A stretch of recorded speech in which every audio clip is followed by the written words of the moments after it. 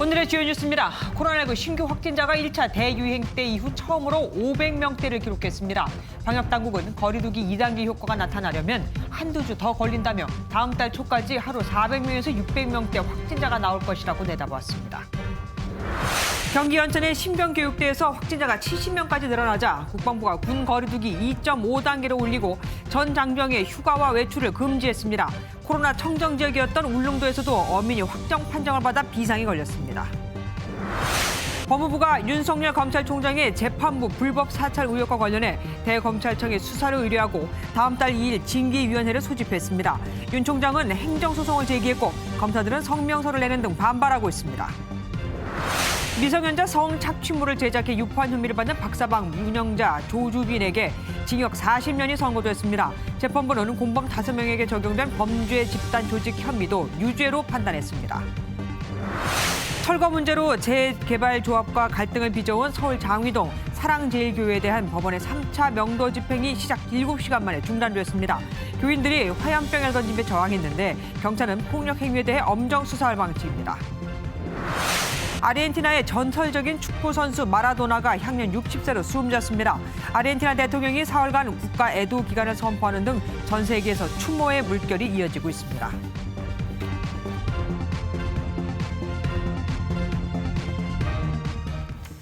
코로나19 신규 확진자 수가 600명에 육박했습니다. 어제까지만 해도 300명대였는데 말이죠. 방역당국이 우려했던 겨울철 대유행이 본격화하고 있는 겁니다. 강대엽 기자가 현재 상황 정리해봤습니다. 3차 대유행이 폭발했습니다. 오늘 0시 기준 신규 확진자는 583명입니다. 지난 10일 100명을 기록한 후 16일 만에 6배로 급증할 정도로 증가 속도가 심상치 않은데요. 100명에서 200명으로 오르는데 나흘, 300명으로 오르는데 또 나흘이 걸렸는데 여드레 만에 400명을 건너뛰고 500명대 환자가 나왔습니다. 국내 발생에만 국한하더라도 553명, 이 중 수도권이 402명으로 72.7%를 차지했습니다. 방역당국이 우려하던 3차 유행이 본격화한 건데 지난 1, 2차 유행 당시를 되짚어보겠습니다. 1차 유행은 2, 3월 신천지 교회발 집단 감염이 시작이었습니다. 당시엔 하루에만 909명이 확진될 정도로 처음 느껴본 혼란 상황이었죠. 3월 들어 이 숫자가 조금씩 줄어들더니 차츰 100명대를 유지하며 1차 대유행이 끝났습니다. 2차 유행은 그로부터 5개월 후인 8월부터 시작됐습니다. 사랑제일교회와 서울 광화문 집회 이후 벌어진 수도권 중심의 대규모 감염입니다. 최대 감염자 수는 441명이었죠. 9월 말까지 이 숫자는 100명대 수준으로 떨어지며 유행이 막을 내렸습니다. 그리고 11월 시작된 이번 3차 대유행은 이미 2차 유행의 최고치를 뛰어넘었습니다. 전문가들은 이번 유행으로 확진자가 하루 1000명까지도 나올 수 있다고 경고하고 있습니다. 3차 유행의 가장 큰 특징은 1, 2차 때와 달리 대규모 감염을 야기했던 큰 사건이 없다는 거죠. 그만큼 일상 곳곳에 감염이 스며들었다는 의미입니다. 2주 동안 발생한 환자 중 감염 경로가 불투명한 환자가 571명, 14.5%를 차지했습니다. 20, 30대 감염이 늘고 있는 것도 큰 문제입니다. 전체 환자 중 28%는 젊은 층 환자고 인공호흡기가 필요한 젊은 중환자도 19명이나 됩니다. 남녀노소 누가 감염되더라도 전혀 이상할 것이 없는 상황. 철저한 방역수칙 준수만이 3차 유행을 이겨낼 수 있는 유일한 방법입니다. MBN 뉴스 강대엽입니다. 3차 대유행은 언제까지 이어질까요?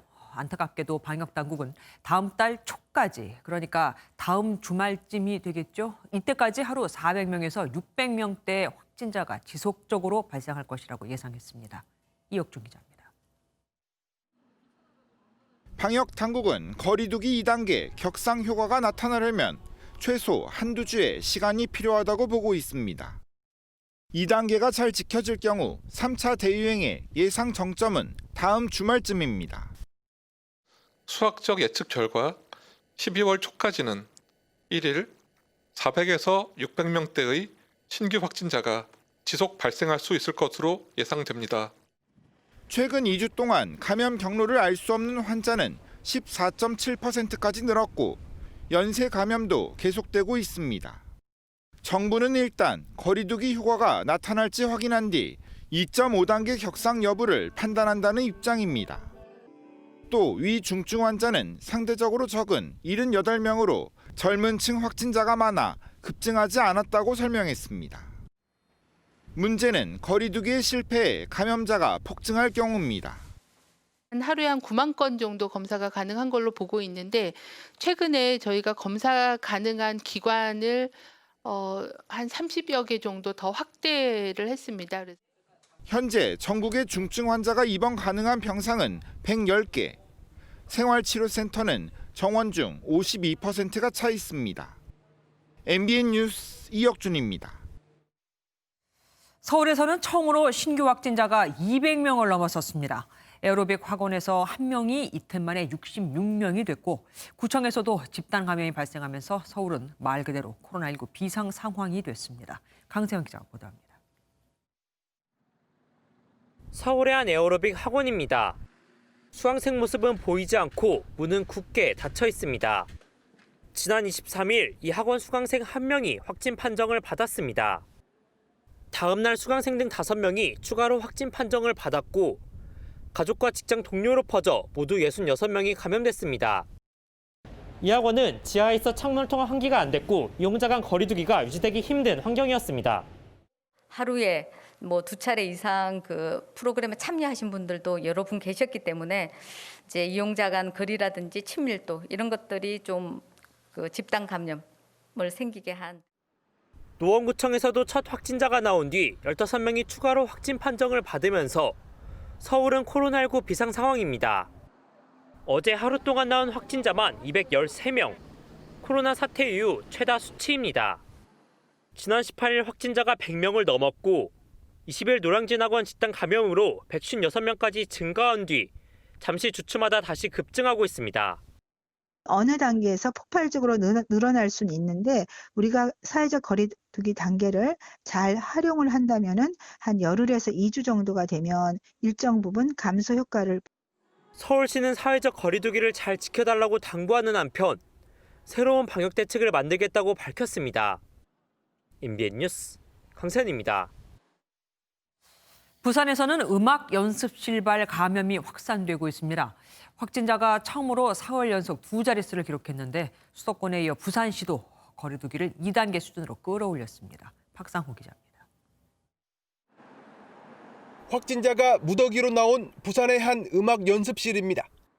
지난 21일 이곳 방문자 한 명이 첫 확진 판정을 받은 이후 닷새 만에 확진자가 52명으로 늘었습니다. 환기가 잘 안 되는 지하인데다 노래나 율동을 할 때는 제대로 마스크를 쓰지 않은 것으로 알려졌습니다.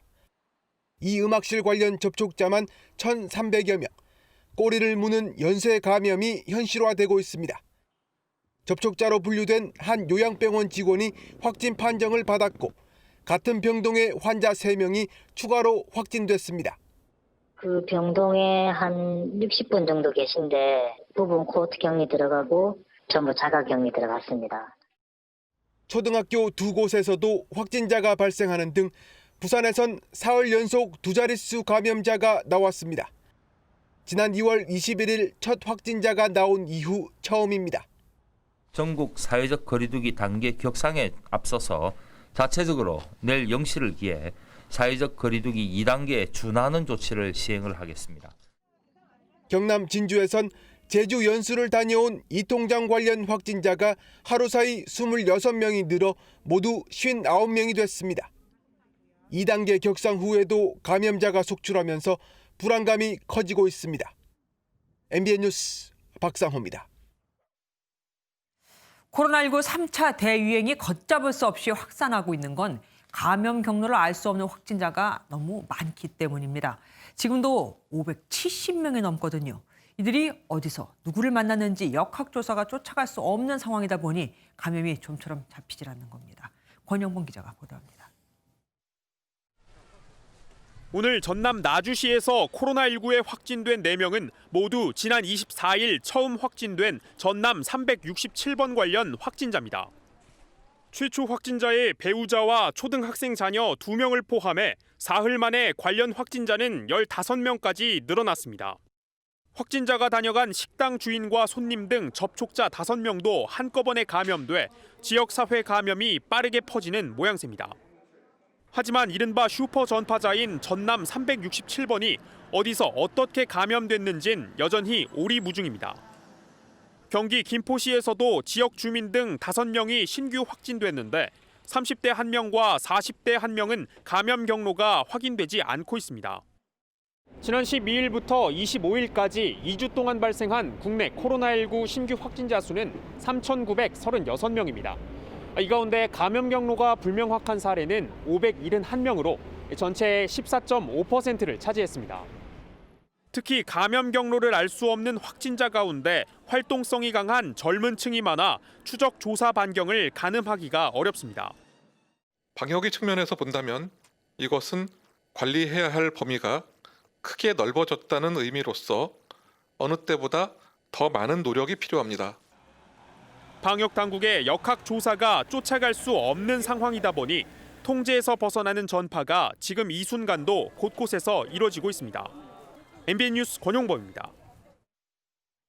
이번 3차 대유행은 처음에는 산발적인 소규모로 진행됐지만 이제는 연쇄적인 집단 감염으로까지 이어지며 꼬리에 꼬리를 물고 있습니다. 학교와 교회, 사우나, 댄스학원 등등 구별 없이 곳곳에서 수십 명의 확진자가 쏟아지고 있는 겁니다. 박규원 기자가 정리해봤습니다. 코로나19 집단 감염이 발생해 문이 굳게 닫힌 서울 마포구의 한 교회. 누적 확진자만 119명입니다. 그런데 이 교회를 다닌 확진자 가족 가운데 한 명이 동대문구 소재 고등학교 교사로 이 학교에서만 11명이 추가 확진됐습니다. 용인 키즈카페에서도 38명의 확진자가 나왔는데 이 카페를 시작으로 요양병원과 어린이집까지 줄줄이 연쇄 감염이 이루어져 순식간에 누적 확진자가 80명으로 늘어났습니다. 밀폐된 공간의 특성상 감염에 취약한 서초구와 송파구의 사우나에서는 추가 확진자가 100명을 훌쩍 넘었고 서울 강서구 댄스학원에서도 66명의 확진자가 나오는 등 무더기 집단 감염이 이어지고 있습니다.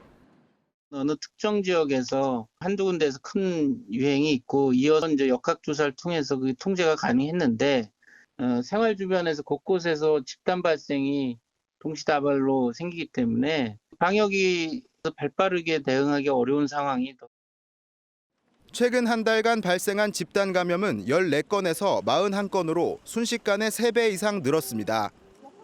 경기도 연천 군부대에서 발생한 대규모 집단 감염은 군부대 특성상 확진자의 동선이 통제됐지만 대부분의 집단 감염은 확진자 동선을 파악하기 어렵습니다.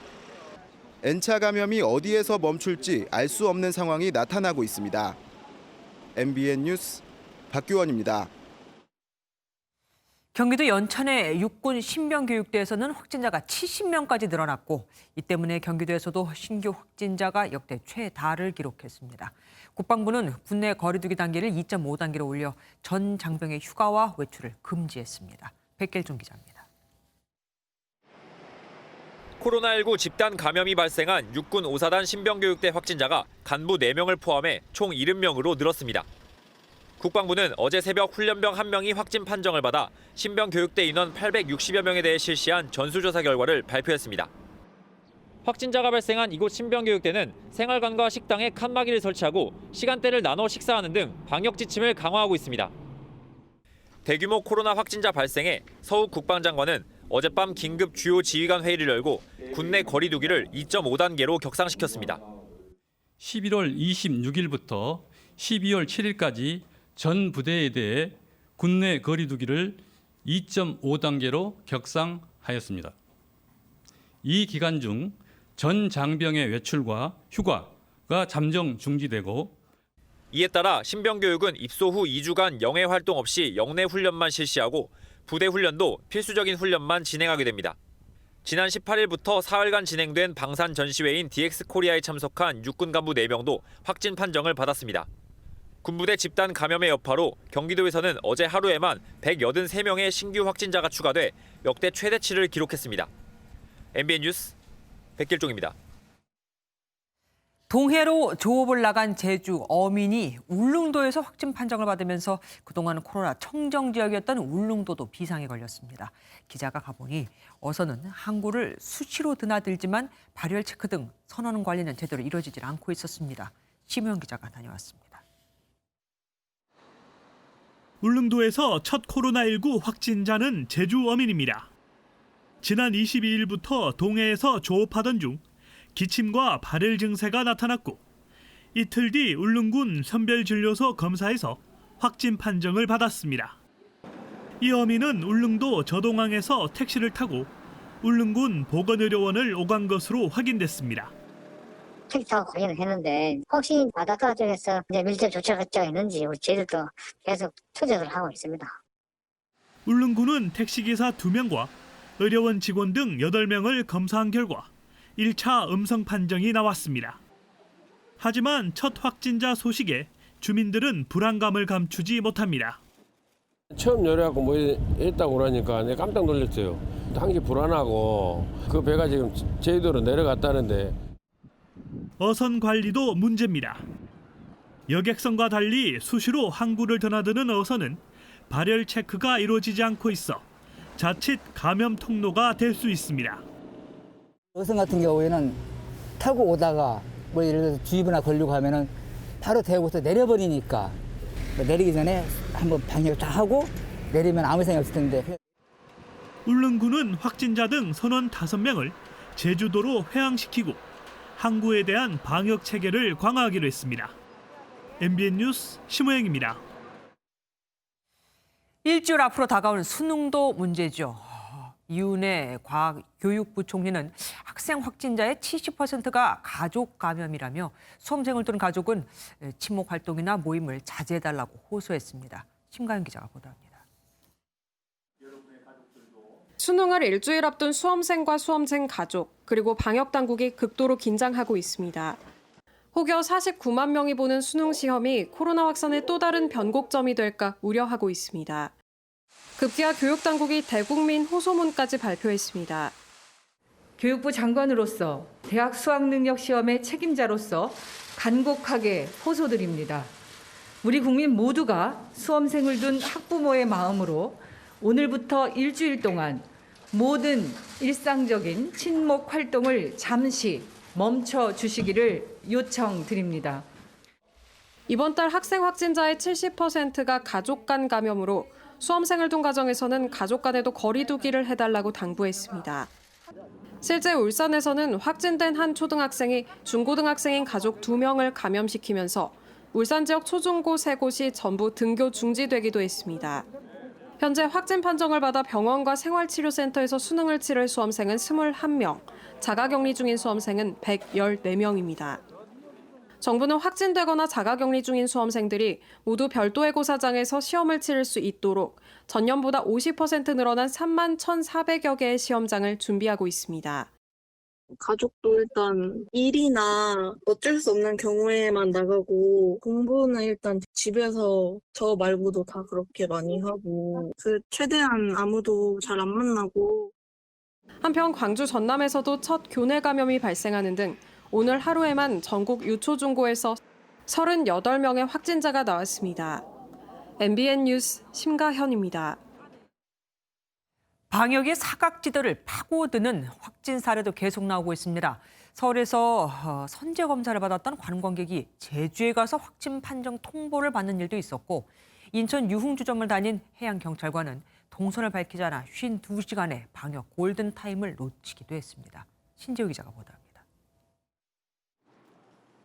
제주로 여행을 떠나려던 A씨는 그제 서울에서 코로나19 선제 검사를 받고 어제 오전 7시 20분 김포발 비행기를 타고 제주에 도착했습니다. 그리고 당일 오후 11시 50분쯤 제주특별자치도는 A씨가 선제 검사 결과 최종 확진 판정을 받았다고 밝혔습니다. A씨는 2주 전 검사에서 음성 판정을 받았었고 검사 당일 보건소에서 통지가 없어 입도하게 됐다고 진술한 것으로 알려졌습니다. 제주도로 연수를 갔다 확진 판정을 받았던 진주 이장단과 관련한 N차 감염자도 하루 만에 19명이 더 늘어났습니다. 경상남도의 자제 요청에도 진주시가 제주 연수를 강행한 터라 비난을 피하긴 어려워 보입니다. 방역당국이 가장 주력하는 것은 접촉률 감소를 통한 N차 감염의 차단입니다. 필수적이지 않은 방문이나 모임은 자제하여 주십시오. 방역당국이 여행 자제를 거듭 호소했지만 11월에만 제주도로 관광을 갔다 확진 판정을 받은 사람만 48명에 달했습니다. 유흥주점 방문 사실을 이틀간 숨겼던 인천 해경발 확진자도 계속 늘어나고 있습니다. 슈퍼 전파자인 이 경찰관은 초기에 방역 당국의 전화를 받고 기억이 잘 나지 않는다면서 동선과 접촉자를 밝히지 않아 52시간의 방역 공백을 초래했습니다. 유흥주점 감염과 관련해 아직 75명의 결과가 나오지 않아 추가 확진자가 나올 가능성은 여전히 남아 있습니다. MBN 뉴스 신재우입니다. 코로나 소식 계속해서 이어가 보겠습니다. 유호정 기자 나와 있습니다. 어서 오십시오. 사실 지난 주말부터 전문가들은 하루 1,000명까지도 예측을 했었습니다. 그러면 이 예상이 맞는 방향으로 가고 있다 이렇게 해석을 해봐도 될까요? 네, 아무래도 그럴 수밖에 없을 것 같습니다. 일단 대한감염학회 등 11개 학회의 성명서였는데요. 이대로라면 하루 1,000명의 확진자가 나올 수 있다라면서 정부의 더 강한 방역 조치가 필요하다는 성명서를 냈던 거죠. 이게 지난 20일입니다. 이 달력으로 살펴보면 당시에 300명대 확진자가 나오던 시기였고요. 그리고 이 성명서가 나오기 바로 전날 이 수도권은 거리 두기를 1.5단계로 격상을 했습니다. 그럼에도 불구하고 지금 상황을 보면 더 강력한 조치가 필요하다는 전문가들의 호소였습니다. 하지만 수도권에서 2단계로 격상이 된 건 그제죠. 지난 24일 전문가들은 이 조치가 조금 더 빨랐어야 한다고 지적합니다. 2단계 빨리 해야 된다 계속 얘기했는데 아마 질병청도 그렇게 생각을 했을 거예요. 근데 경제 쪽이랑 얘기하다 보니까 이 방역은 조금이라도 빨리 하는 게 효과는 더 좋고 경제에도 도움이 되거든요. 지금 거의 600명 가까이 됐잖아요. 그럼 지금이라도 빨리 2.5단계로 상향해야 되는 거 아닙니까? 네, 일단 보면 정부는 아직은 2.5단계를 논의하기는 이르다라는 입장입니다. 강화된 거리 두기가 잘 이행된다면 그 효과는 이르면 다음 주 초부터 나타나 네, 이 전문가들도 이 1,000명을 예상했던 게 지금의 이 조치를 이어갈 경우 1,000명일 것이다라고 한 거인 만큼 2.2단계, 2.5단계까지 만약에 높인다면은 이 1,000명까지는 나오지 않을 거다라고 지금 예상을 하고 있는 상황이거든요. 그런데 2단계로 높인 게 그제잖아요. 이 그제 올렸던 이 효과가 나오기까지 이 평균적으로 7일에서 10일 정도가 걸립니다. 그래서 다음 주 말까지 네, 가야 그렇습니다. 된다. 그렇기 때문에 적어도 이번 주말 그리고 조금 더 여유로우면 다음 주까지는 조금 지켜봐야 하겠다라는 입장을 계속 강조를 하고 있습니다. 네. 그런데 미국에서 지금 우리나라의 상황을 예측했다고 하던데 맞습니까? 네, 그렇습니다. 실제로 이제 미국 워싱턴대 의대가 예측 모델을 내놨는데 당분간 우리나라에서 코로나19 확진자가 폭증할 것이다라는 전망을 내놨습니다. 그러면서 12월 10일경에는 하루 확진자가 1,000명을 넘어설 것으로 예상까지 했는데요. 단 이 거리두기가 완화된다는 전제 조건 하에 이렇게 될 것이다라는 예상이었습니다. 그런데 이 예측 모델이 나온 게 약 일주일 전입니다. 일주일 전이면 감염학회가 2단계를 올려달라라고 호소를 했던 시기와 비슷한 시기인데요. 그렇기 때문에 적어도 그제까지 버티지 않고 일주일 전인 이때 격상을 했으면 어땠을까 하는 아쉬움이 남을 수밖에 없는 겁니다. 이 K-방역으로 주목을 받았던 만큼 외신들도 앞다퉈서 오늘 우리나라의 상황을 보도했습니다. 로이터 통신은 지난 3월 이후 처음으로 500명 이상의 확진자가 한국에서 나왔다라는 속보를 내보내기도 했습니다. 꼭 지금은 아니다라고 하면서 지나고 나면은 그때 올릴 걸 이렇게 얘기를 하는 것 같더라고요. 지금 모두가 다 힘듭니다. 그런데 특히 더 힘든 사람들이 있다고요? 네, 그렇습니다. 예비 부부들의 소갈이가 이만저만이 아닙니다. 제가 만난 한 예비 부부는 지난 2월에 원래 식을 준비를 했었어요. 그런데 그때 1차 대유행이 있었죠. 그래서 9월 초로 식을 미룹니다. 그런데 아시다시피 8월 중순부터 다시 유행이 있었잖아요. 이러면서 12월로 다시 한번 예식을 미루는데 지금 또 한 번 유행을 직면한 3차가 된 상황입니다. 거죠. 네, 그런데 이들에게 가장 답답한 건 지침이 계속 바뀌는데 명확하지 않은 심지어 구청 따로 시청 따로인 지침들이라고 합니다. 그 100명으로 줄이는 것 같은 경우는 구체적인 지침이 없으면 예식장 측에서도 일방적으로 저희 요청을 받아주기가 어렵다라고 얘기를 하는데 그런 상황이면 사실 정부에서는 좀 깔끔하게 뭔가 통일된 의견을 내서 100명까지만 홀 개수에 상관없이 그 식장 크기에 상관없이 네, 이 기준을 보면요. 2단계의 경우에는 식장 규모와 관계없이 100명 미만으로 인원이 제한됩니다.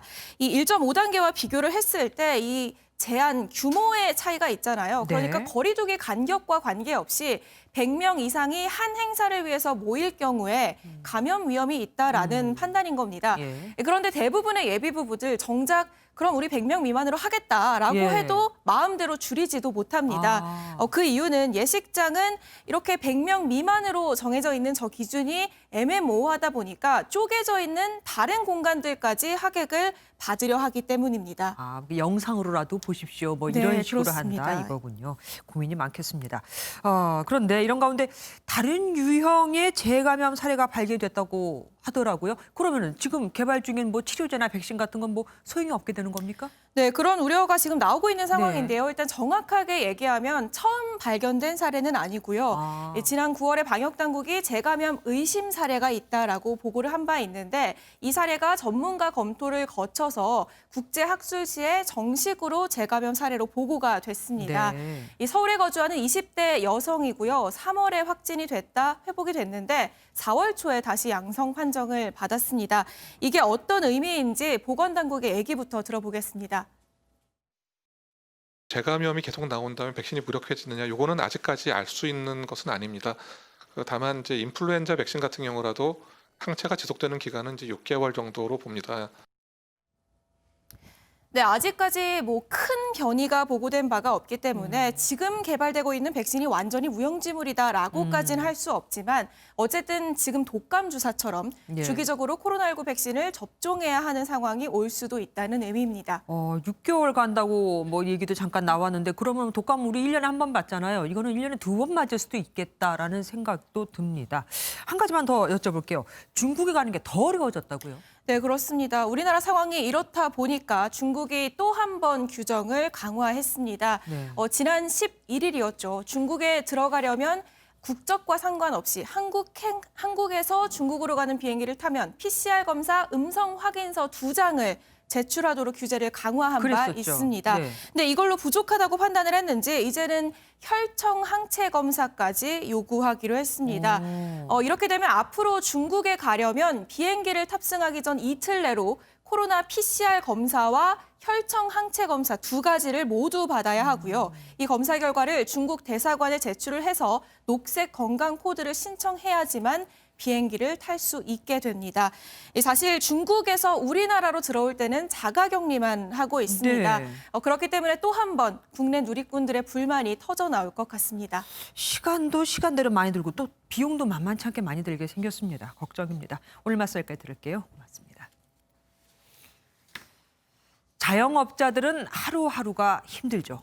정부가 외식 쿠폰을 비대면으로 전환하면서도 그러니까 배달앱에서도 이용할 수 있게 했습니다. 이병주 기자가 보도합니다. 산전수전을 겪으며 10년 넘게 음식점을 운영했지만 올해만큼 어려웠던 적은 없었습니다.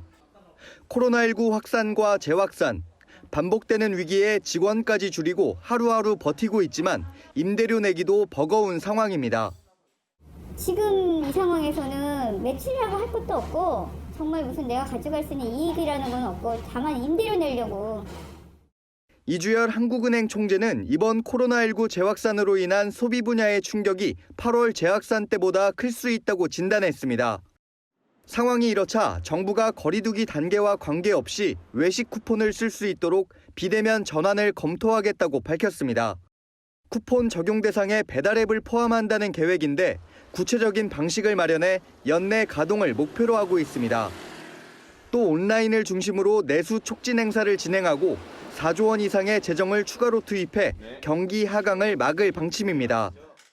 재정이 끝까지 경기 보강 역할을 하도록 중앙지방예산 2분용 축소를 통하여 4조 원 이상의 재정이 추가 지출될 수 있도록 하겠습니다.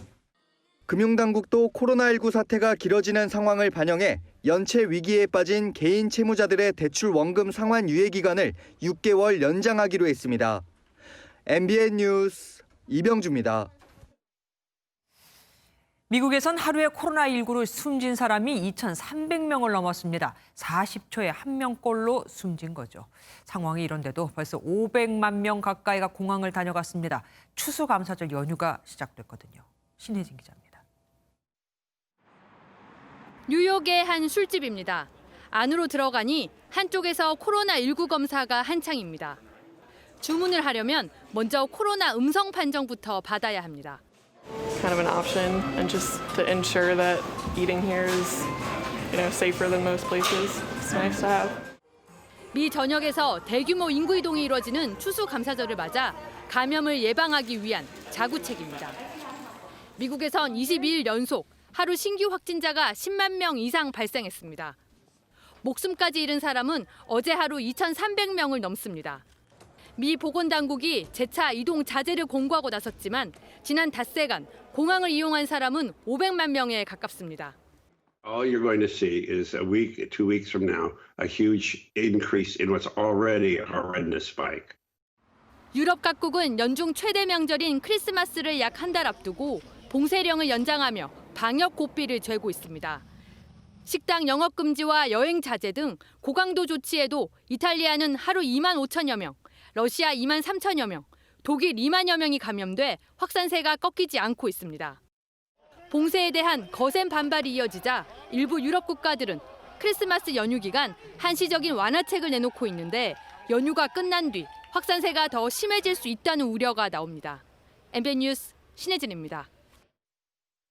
사상 초유의 검찰총장 직무 배제에 검찰이 들끓고 있습니다.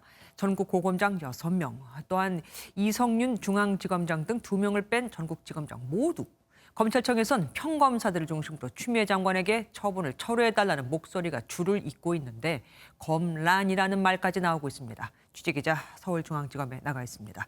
임성지 기자, 분위기 별로 안 좋을 것 같네요.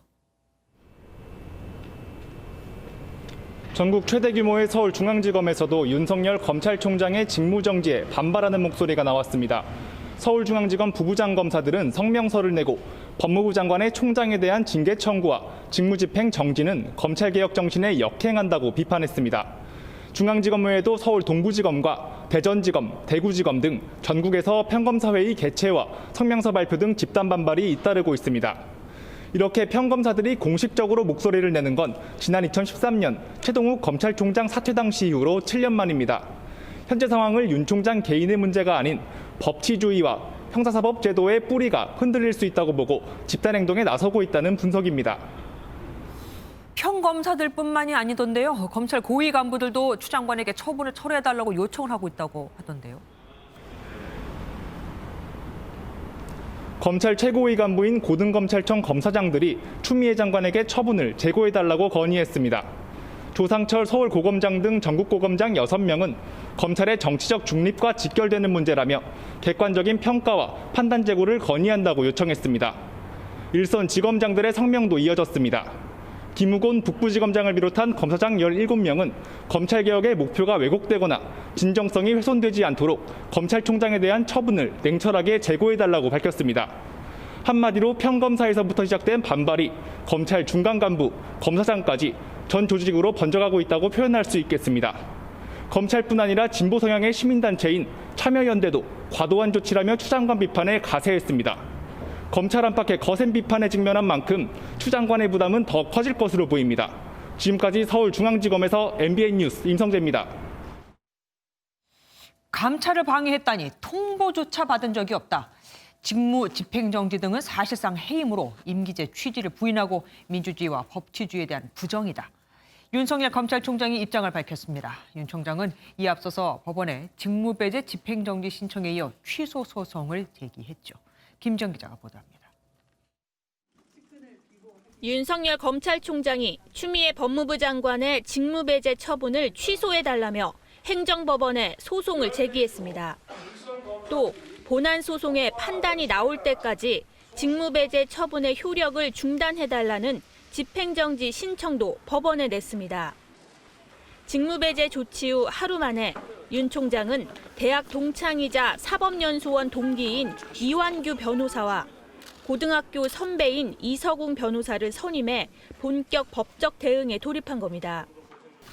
윤 총장은 법률 대리인을 통해 입장문을 내고 직무집행 정지 등은 사실상 해임으로 임기제 취지를 부인하고 민주주의와 법치주의에 대한 부정이라며 비판했습니다. 또 6가지 징계 사유는 사실관계가 인정되기 어렵고 직무를 정지할 수준도 아니라고 반박했습니다. 윤 총장 측은 언론사 사주 회동 의혹에 대해선 공개된 장소에서의 우연한 한 차례 만남으로 공정성을 의심받을 교류라 할 수 없다며 검찰총장에게 사후 보고도 했다고 주장했습니다. 또 채널A와 한명숙 전 총리 사건의 수사와 감찰방해 사유에도 총장의 정당한 권한 행사라고 해명했습니다. MBN 뉴스 김지영입니다. 판사 사찰 의혹이 윤석열 검찰총장의 직무 배제와 관련된 혐의 중에서 가장 최대의 쟁점으로 떠올랐습니다. 윤 총장 측이 사찰이 아니라면서 문건 내용을 공개하자 법무부는 중대한 범죄라며 수사를 의뢰했습니다. 이성식 기자입니다. 검찰총장이 직무에서 배제된 혐의들 가운데 가장 논란이 되고 있는 건 판사 사찰 의혹입니다. 수사정보정책관실에서 수집할 수 없는 판사들의 개인 정보 및 성향 자료를 수집하고 활용하는 등 직무상 의무를 위반하였습니다. 어제 대검감찰부가 해당 부서를 압수수색한 데 이어 법무부는 직권남용 권리행사 방해 혐의로 수사를 의뢰했습니다. 법무부는 재판에 영향을 미칠 수 있는 방향으로 악용될 수 있는 민감한 개인정보가 포함되어 있다고 밝혔습니다. 하지만 윤석열 검찰총장 측은 해당 문건 자체를 공개하며 맞섰습니다. 재판부 분석이란 제목의 문건을 보면 출신 학교 등 기본적인 인적 사항과 주요 판결, 특정 연구의 소속 여부와 세간의 평판 등이 담겼습니다. 윤 총장 측은 재판에 관여하는 검사들의 지도를 위한 업무 참고용으로 작성했을 뿐이라며 사찰이라는 단어로 프레임이 씌워졌다고 강조했습니다. MBN 뉴스 이성식입니다. 추미애 장관이 윤석열 검찰총장에 대한 법무부 징계위원회를 다음 달 2일에 열기로 했습니다. 어차피 징계위원회 위원은 전원을 사실상 법무부 장관이 임명하죠. 직무 정지에 대한 법원의 판단이 나오기 전에 속전속결로 징계 절차를 진행하려는 것으로 보입니다. 서영수 기자입니다. 추미애 법무부 장관이 윤석열 검찰총장에 대한 징계 절차에 본격 착수했습니다. 검찰총장으로서의 직무를 수행하는 것이 더 이상 용납될 수 없다고 판단하여 금일 검찰총장에 대하여 징계를 청구하고 징계를 청구한 지 8일 만인 다음 달 2일에 검사 징계위원회를 소집한 겁니다. 윤 총장 본인 또는 변호인이 출석하라고 통보했지만 윤 총장이 징계위에 직접 출석해 소명에 나설지는 아직 정해지지 않았습니다. 윤 총장 측은 징계위에서 추 장관이 내세운 징계 근거를 반박하고 무고함을 적극 주장할 것으로 예상됩니다. 하지만 징계 여부를 결정하게 될 징계위의 구성 권한을 추 장관이 쥐고 있어 사실상 해임 등 중징계가 유력하다는 관측이 나옵니다. 법무부는 이달 초 중요 사건에 대해 반드시 외부 감찰위원회의 자문을 받아야 한다는 규정을 선택 조항으로 바꿔 사실상 윤 총장에 대한 징계를 염두에 둔 것이 아니냐는 지적이 나왔습니다. 법조계에서는 윤 총장이 낸 집행정지 신청 결과가 나오기 전에 해임 등을 할 수 있도록 법무부가 속전속결로 징계 절차를 밟고 있다고 보고 있습니다. MBN 뉴스 서영수입니다. 이낙연 더불어민주당 대표가 제안한 윤석열 국정조사를 국민의힘이 받아들였습니다. 오히려 추미애 장관까지 포함을 하자 윤 총장이 국정조사에 나오면 윤 총장의 정당성과 추 장관의 문제점을 폭로하는 장이 될 것이라면서요. 그래서일까요? 먼저 국정조사를 제안한 민주당은 갑자기 한 발 빼는 분위기입니다. 선한빛 기자가 보도합니다. 법무부의 규명과 병행해 국회에서 국정조사를 추진하는 방안을 당에서 검토해 주시기 바랍니다. 판사 사찰 등 윤석열 검찰총장의 혐의가 충격적이라며 국정조사를 제안했던 더불어민주당이 하루 만에 한 발 물러섰습니다. 국정조사가 어떤 걸 하겠다 이렇게 이제 판단한 건 아니고 그런 정도의 심각한 문제라고 하는 걸 강조하기 위해서 국정조사에 나섰다가 윤 총장에게 해명 기회를 주는 건 물론 야당의 국면 전환이라는 역공의 빌미만 줄 수 있다는 우려가 반영된 것으로 보입니다. 국민의힘은 이번 기회에 윤 총장뿐만 아니라 추미애 장관의 검찰권 남용과 과잉 인사권 문제까지 넣어 국정조사를 하자고 주장했습니다. 묻고 더블로 가라는 전략이 있습니다. 윤석열 총장 국정조사 받겠습니다. 그런데 피할 수 없는 것이 추미애 법무부 장관에 대한 국정조사도. 하태경 의원은 추 장관은 국조에서 불러주기를 바랄지도 모른다며 추 장관은 국조에서 빼는 게 더 좋을 수도 있다고 말하기도 했습니다. 이런 가운데 국민의힘은 내일 정식으로 윤석열 검찰총장 직무정지에 대한 국정조사 요구서를 국회에 제출할 예정입니다. MBN 뉴스 서남비치입니다. 어제 15분 만에 산회한 국회 법사위는 오늘도 윤석열 총장 출석을 놓고 공방만 벌이다 그냥 끝나버렸습니다. 오늘도 윤 총장은 못 나온 거죠. 국민의힘은 윤호중 법사위원장이 윤 총장의 출석을 막고 있다고 항의했는데 윤 위원장은 간사 사보임까지 요구하며 강하게 충돌했습니다. 전정인 기자입니다.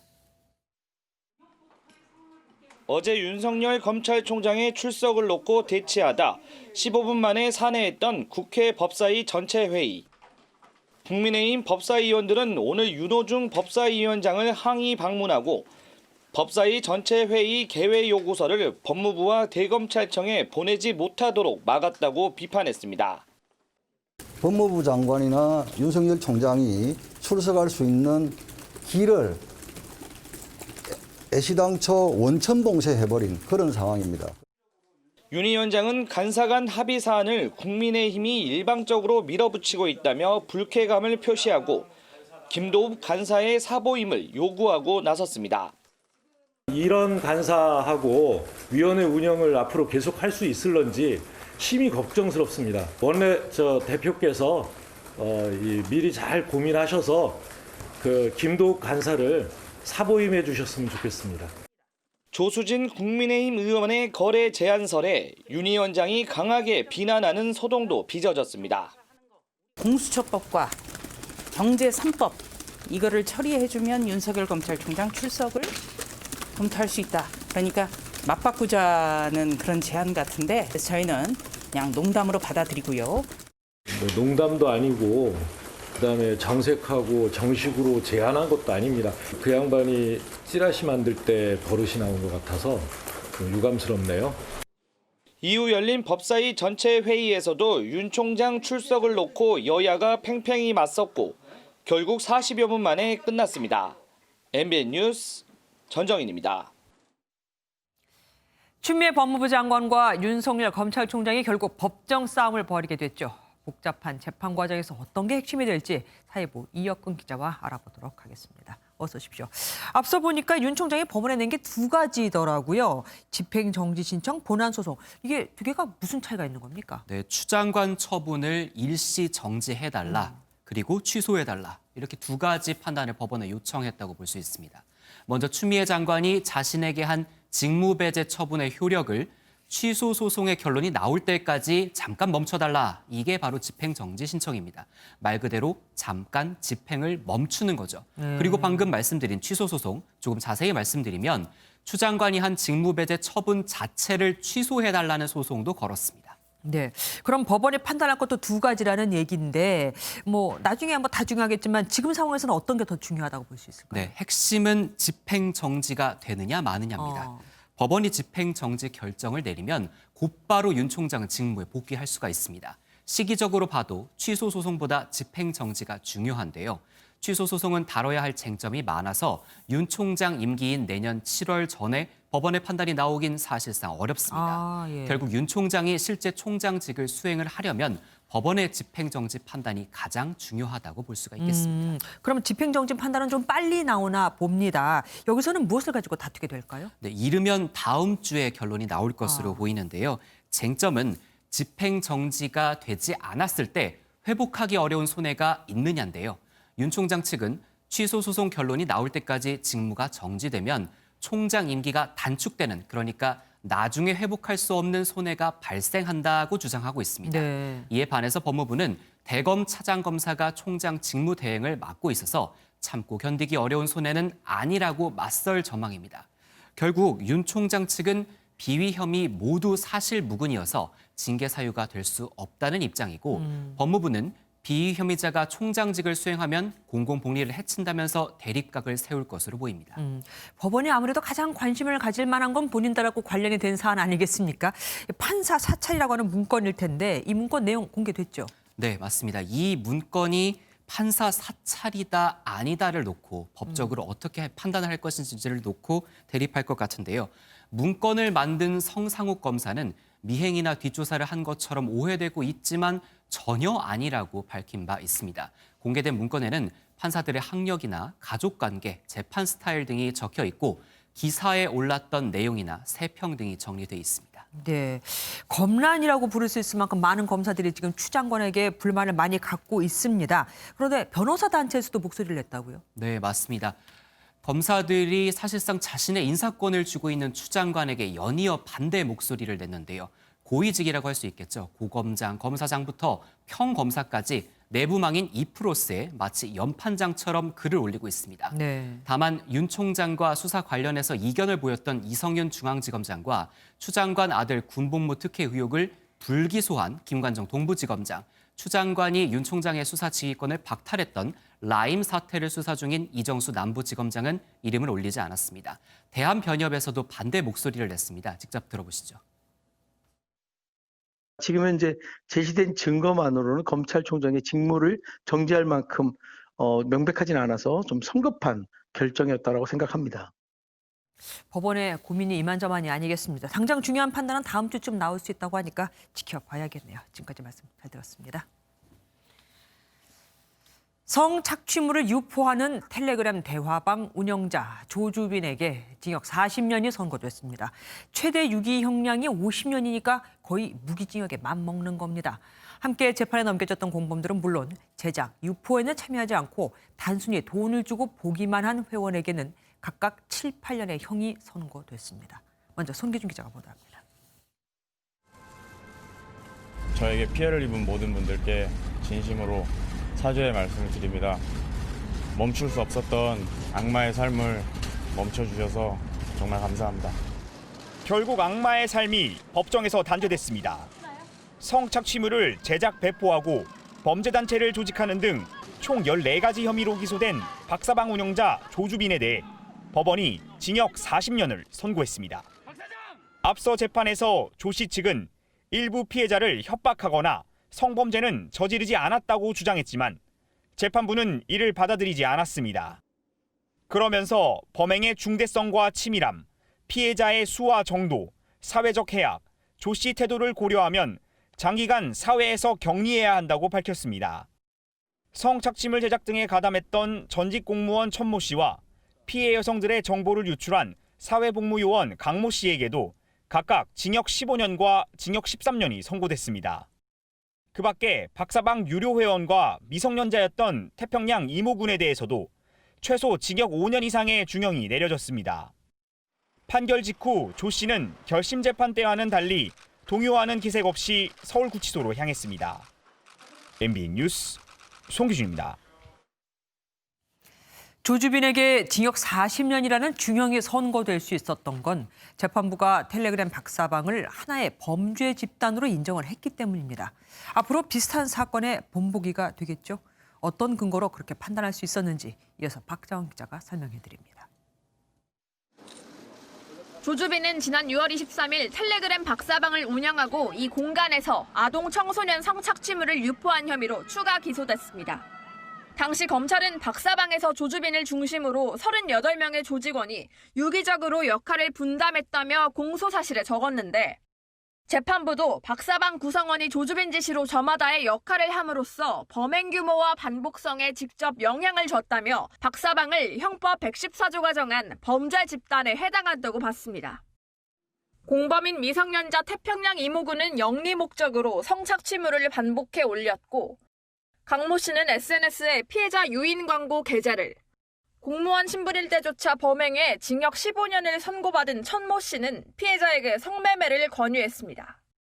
상대적으로 죄가 가벼운 장모 씨와 임모 씨는 범죄 수익을 가상화폐로 바꿔 조주빈에게 지급했고 영리 목적의 고액방에 가입하는 역할을 맡았습니다.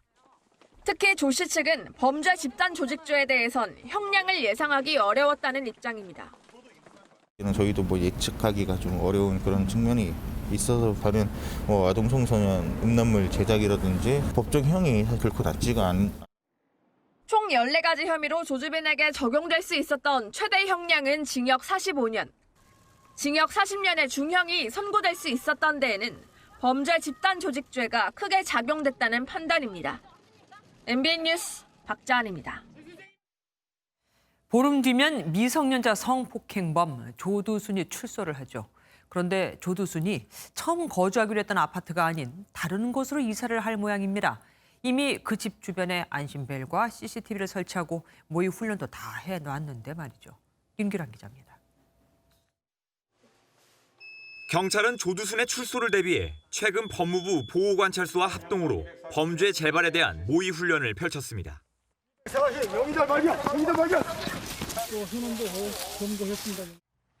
안산시와 경찰은 조두순이 거주할 곳으로 알려진 아파트를 중심으로 주요 길목과 공중 화장실에 안심벨과 CCTV를 확대하는 등 치안을 강화했습니다.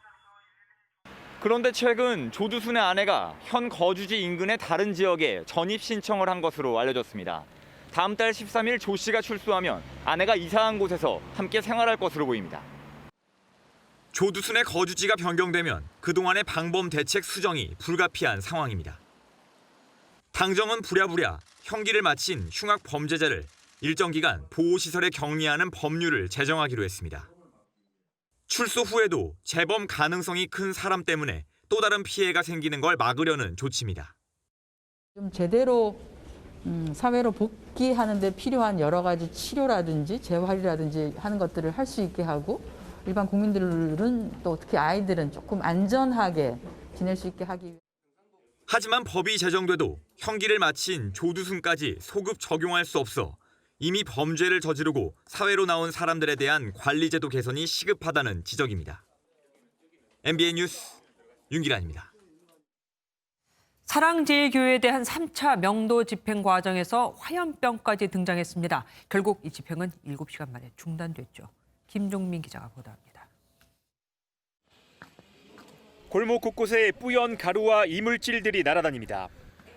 전쟁터를 방불케 하는 현장에는 화염병까지 등장했습니다.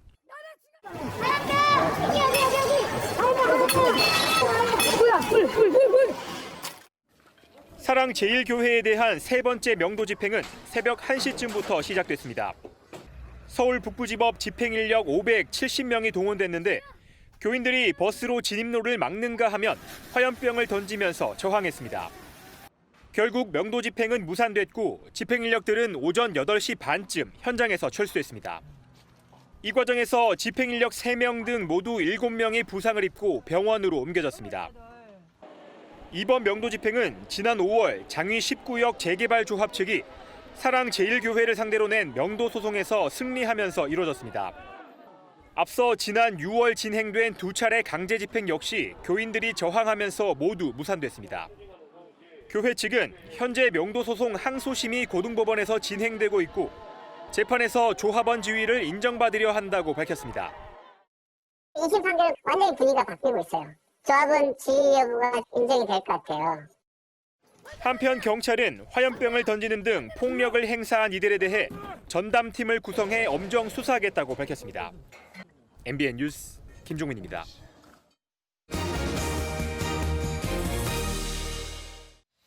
문재인 정부 막전 막후에서 영향력을 발휘하는 핵심 인사들과 두루 만나고 있는 왕이 중국 외교부장이 문재인 대통령도 예방했습니다. 그의 말을 들어보면 연내 시진핑 주석의 방한은 어려울 것으로 보입니다. 황재헌 기자가 보도합니다. 우리나라를 방문한 왕이 중국 외교부장이 청와대를 찾아 문재인 대통령을 예방했습니다. 지난해 12월에 이어 1년 만입니다. 입적, 문화적 교류 협력을 더 강화해 나감으로써 전략적 협력 동반자 관계를 더욱 긴밀하게 발전시켜 나가기를 바랍니다. 문 대통령은 중국 주도의 영내 포괄적 경제 동반자 협정 RCEP에 대해서는 다자주의 회복과 자유무역 질서의 발전에 기여할 것으로 기대한다고 덧붙였습니다. 이에 앞서 왕이 부장은 강경화 외교부 장관과 만났는데 교통 때문에 25분가량 늦으면서 결례 논란이 일었습니다. 왕이 부장은 시진핑 국가주석의 방안에 대해 코로나 완전 통제가 중요하다며 먼저 여건이 조성돼야 한다고 말했습니다. 시진핑 주석도 왕이 부장을 통해 보낸 구두 메시지에서 양국이 교류 협력에서 세계를 선도했다며 여건이 허락될 때 방한하고자 한다고 밝혔습니다. 我们现在就是关键要不断的创造一个访问的条件，一旦条件成熟，那么当然就可以呈现。 최근 코로나19가 다시 확산되면서 왕이 부장의 이번 발언은 올해 안으로 시 주석의 방안이 어렵다는 점을 애둘러 표현한 것으로 해석됩니다. MBN 뉴스 황지연입니다. 포털 사이트에서 악성 댓글을 감지하는 AI가 도입된 뒤 악플 신고 건수가 크게 줄었습니다. 여기 힘입어 일반 댓글보다 더 세밀한 접근이 필요한 성희롱 댓글을 걸러내는 기술까지도 개발 중이죠. AI 앵커가 AI 친구의 활약상을 모아봤습니다. 안녕하세요. 김주하 AI 앵커입니다. 포털 사이트에서 뉴스의 이른바 악플을 달아보겠습니다. 경고 메시지가 뜨죠. 그리고 제 댓글은 다른 사람에게는 안 보입니다. 제 친구 AI가 순식간에 악성 댓글을 감지해 걸러낸 덕분입니다. 이 친구의 정확도는 95%에 달하고요. 악성 댓글 신고 건수도 이전보다 20% 가까이 줄었습니다. 직접 욕설을 달지 않아도 맥락상 모욕적이라고 판단되면 걸러내고 앞으로는 성희롱성 댓글도 가려낼 수 있을 정도로 공부를 열심히 하고 있다고 합니다. 욕은 좀 줄어든 것 같긴 한데 그래도 아직까지는 더 정화가 돼야 될 것 같다는 생각은 들어요. 이 친구의 비법이 조만간 공개돼 필요하면 다른 사이트에서도 활약할 예정입니다. 그런데 지나치게 개입하는 거 아니냐, 불편하다 이런 시각도 있습니다. 좀 누가 계속 간섭한다는 느낌이 들어요. 시장에 맡겨뒀으면 좋겠는데 자꾸만 그걸 없앤다는. 자유로운 의사 표현을 보장하면서 자정 기능을 어떻게 투명하게 확보할지 좀 더 연구가 필요해 보입니다. 지금까지 김주하 AI 앵커였습니다. 지난 2분기 30대 이하 청년 세대 임금 근로 일자리가 1년 전보다 16만 4천 개 줄어든 것으로 나타났습니다.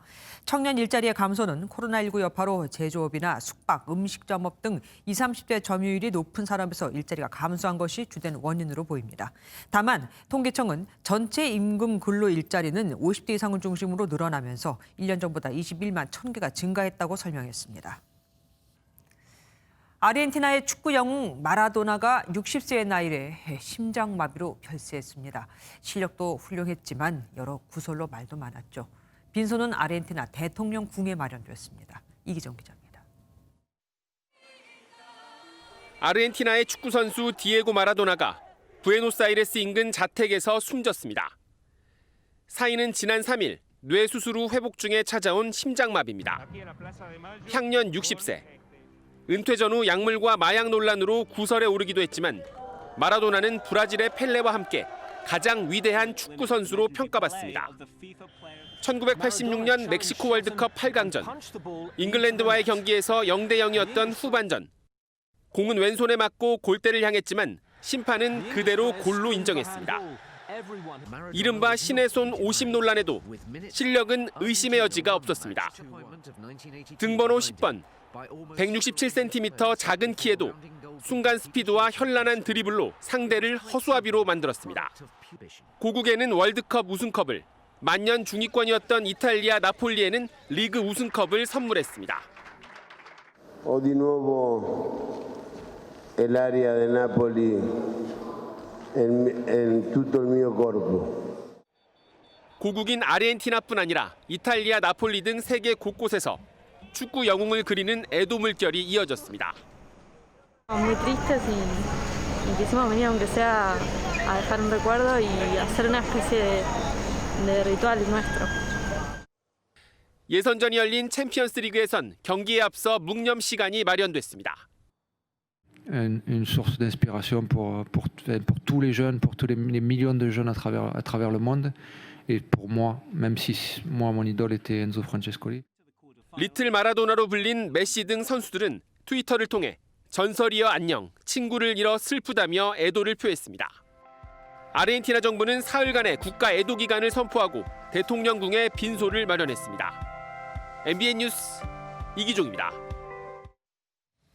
방송통신심의위원회가 코로나19 관련 허위 조작 정보의 유통 및 확산에 대한 대응 방안을 주제로 국제 컨퍼런스를 개최했습니다. 참석자들은 코로나19 관련 허위 조작 정보의 근절을 위해 법률적, 행정적 보완 조치와 함께 공동 규제와 팩트 체킹 등 다양한 협력 수단을 강구해야 한다고 의견을 모았습니다. 매경 대전 세종 CEO 포럼이 대전 인터시티 호텔에서 정성욱 대전 상공회의소 회장과 지역 CEO 등 50여 명이 참석한 가운데 열렸습니다. 신희권 충남대 자치행정학과 교수는 충청권 주요 대도시를 융합하는 초광역 경제권, 이른바 메가리전을 통해 대전과 세종을 통합하고 인근 지역까지 아우르는 공동발전 패러다임을 구축해 경쟁력과 국가균형 발전을 확보해야 한다고 말했습니다.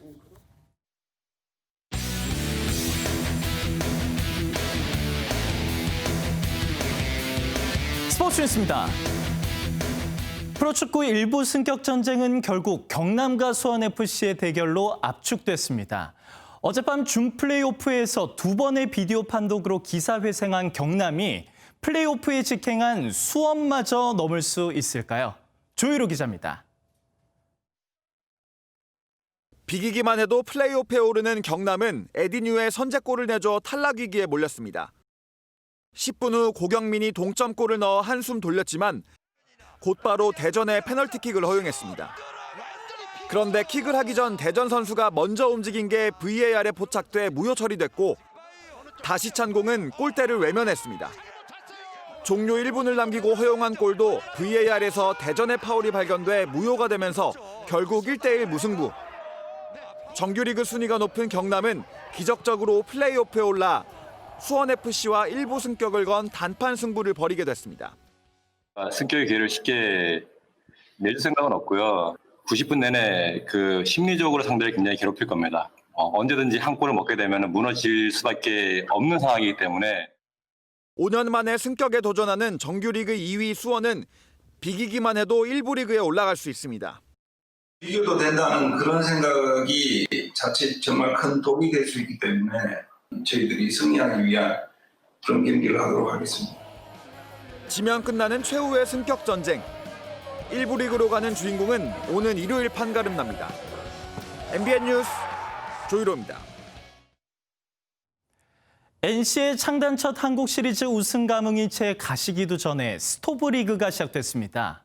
한국 시리즈에서 눈물을 삼켰던 두산은 주축 선수 7명을 FA 시장에 내놓게 돼 엎친 데 덮친 격이 됐습니다. 전남주 기자의 보도입니다. NC의 창단 첫 한국 시리즈 우승으로 끝난 올 시즌 프로야구는 이제 그 무대를 스토브 리그로 옮겼습니다. KBO는 25명의 FA 자격 취득 선수 명단을 공개했는데 두산이 9명으로 가장 많습니다. 허경민과 김재호, 최주환, 오재일 등 주전 내야수 전원을 포함해 정수빈과 유희관까지 팀의 주축 선수 7명이 시장에 나온 겁니다. 두산은 모기업의 자금난으로 사실상 내부 FA를 모두 잡기 어려운 상황이어서 많은 팀들이 눈독 들이고 있습니다. 여기에 FA 재자격을 얻은 대여급 선수들도 포함됐습니다. 기아에선 올해 타율 3할 5푼 4리, 28홈런 115타점을 기록한 최영우와 통산 147승을 거둔 양현종이, 롯데에선 간판 타자 이대호가 FA 자격을 얻었습니다. 하지만 이대호와 최영우는 30대 후반의 나이 등으로 인해 이적보단 재계약에 무게가 실리고 양현종은 해외 진출에 나설 것으로 보입니다. 결국 믿고 영입한다는 두산 출신의 FA를 얼마나 데려가는지가 관건. NC의 가을잔치 들러리가 됐던 두산이 스토브리그의 열기도 부채질하고 있습니다. MBN 뉴스 전남주입니다. 내일 다시 겨울 추위가 몰려옵니다. 내일 낮부터 북쪽에 찬 공기가 내려오면서 대부분 지방의 한낮 기온이 10도 아래에 머물겠는데요. 찬바람이 강하게 불면서 체감 온도를 떨어뜨리겠고 밤사이 기온은 더 곤두박질 치겠습니다. 또 내일 오전까지 서쪽 지역을 따라서는 미세먼지 농도가 여전히 나쁨 수준을 유지하겠습니다. 오늘 강원 북부 동해안에서 시작된 비는 내일 오후 그 밖에 영동과 경북 북부 동해안을 따라서도 비구름이 영향을 미치겠는데요.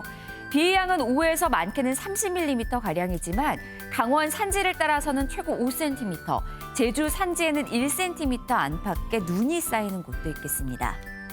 내일 충남과 호남 서해안을 따라서는 강풍주의보가 내려지는 등 서해안 지방을 따라서는 바람도 강하게 불겠습니다. 낮 기온 오늘보다 2, 3도가량 내려가겠습니다. 광주의 한낮 기온 10도, 대구 11도에 머물겠고요. 내일 동해안은 너울성 파도에 유의하셔야겠습니다. 당분간 맑은 날씨 속에 영하권 추위가 계속되겠습니다. 날씨였습니다. MBN이 선정한 이 한 장의 사진입니다.